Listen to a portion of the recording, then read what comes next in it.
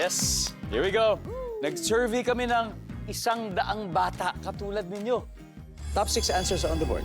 Ang tanong, kapag nalulungkot si Mommy, ano ang ginagawa mo para maging happy siya?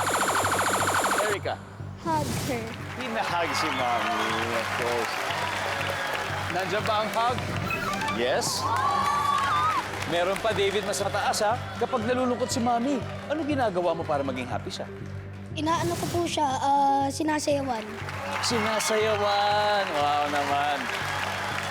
I'm sure sobrang matutuwa si Mommy niya. Nandyan ba ang sinasayawan? Yes. Pero Erica, mas mataas yung sa'yo. Pass or play? Play! Play round 1. Let's go, Nathaniel. Kapag nalulungkot si Mommy, ano ginagawa mo para maging happy siya? Kinikis. Kinikis. Tama, pero nandun na.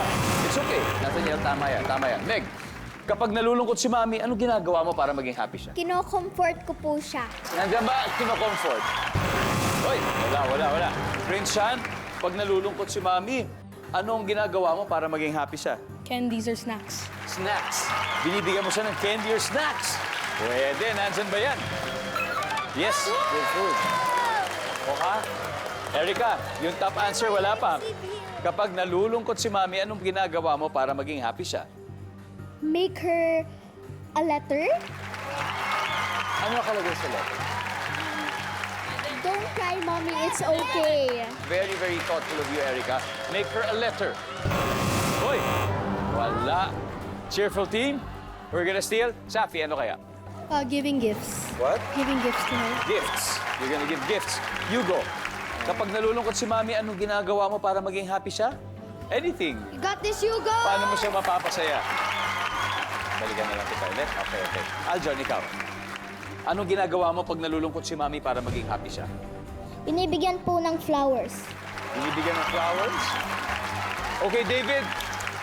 Lahat sila suggestion lang, pero sa'yo ang final answer, okay? Kapag nalulungkot si Mommy, anong ginagawa mo po para maging happy siya? Binibigyan po siya ng flowers. Binibigyan ng flowers. Nandun ba yan? For round 1, flowers. Wala! Alright, ang ating score, Team Energetic may 41 points. Of course, the cheerful team. It's okay because round 1 pa lang yan. Okay pa lang yan. Ngayon, may mga unrevealed answers sa board. Isa lang ang ibig sabihin yan, mamimigay tayo ngayon sa audience ng...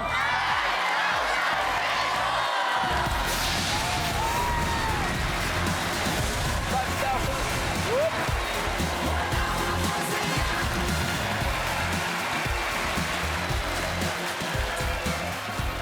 Dito tayo. Hello, my friend.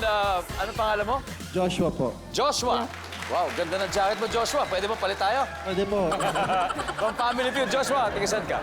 Sa Mr. Del Monte, Bulacan po. Tiga Bulacan, Joshua. Oh, eto, ayon sa 100 bata, kapag nalulungkot si Mommy, ginagawa mo para maging happy siya? Pinapatawa po.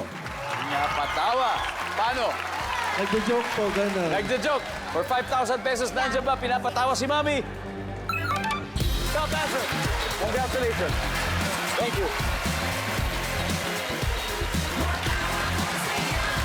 Alright, let's see. Ano ba hindi nakuha? Number 6.